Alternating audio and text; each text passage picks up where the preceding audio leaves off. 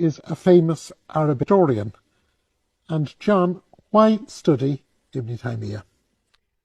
Well, Ibn Taymiyyah is well known for many reasons.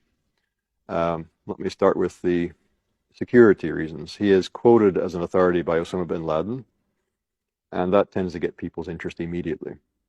And then he's also famous for having written a large work on Shiism, which is feeding into a lot of Sunni Shia polemics today. He was himself a Sunni. He lived most of his life in Damascus, and there were Shia-Sunni tensions in Damascus at that time.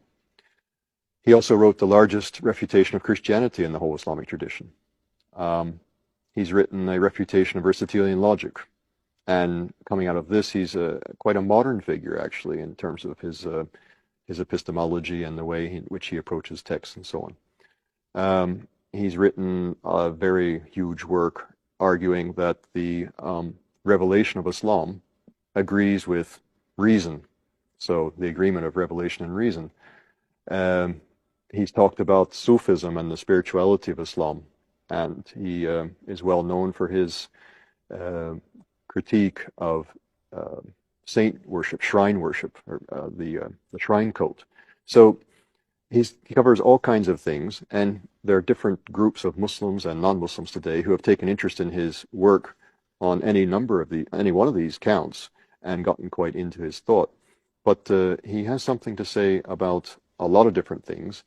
He stands about midway between the beginning of Islam and the present day. He lived in the late 1200s, early 1300s. He died in 1328.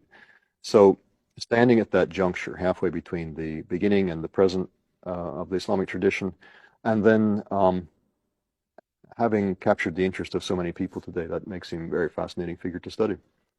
So, in other words, here is someone who in Islam is as significant in the range of his work as Augustine or Aquinas is in the Christian tradition. Or even more so. I like to say sometimes, if you walk the streets of Cairo, you can find Ibn Taymiyyah's works, or especially the works of his disciple Ibn Qayyim al-Jawziyya, who writes a bit more poetically and more beautifully. You find them in almost any Islamic bookshop, where you're not going to find Augustine and Aquinas in any bookshop in the UK. Yes, unfortunately. So there's a sense in which Ibn Taymiyyah and Ibn Qayyim al-Jawziyya, his student, are more present in centers like Cairo and so studying him